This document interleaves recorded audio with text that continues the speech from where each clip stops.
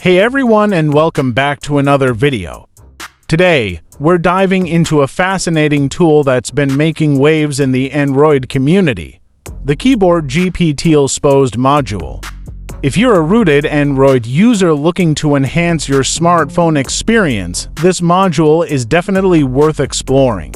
In essence, the Keyboard GPT Lsposed Module is a powerful tool that leverages the capabilities of OpenAI's GPT language model to provide you with intelligent and contextually relevant text suggestions while typing on your Android device.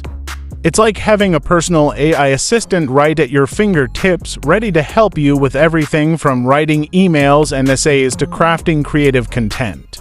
To use the Keyboard GPT Lsposed Module, you'll need a rooted Android device and the Lsposed framework installed.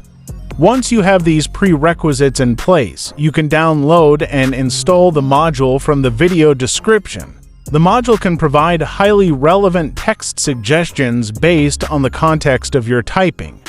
Want to get the gist of a long article? The module can summarize it for you.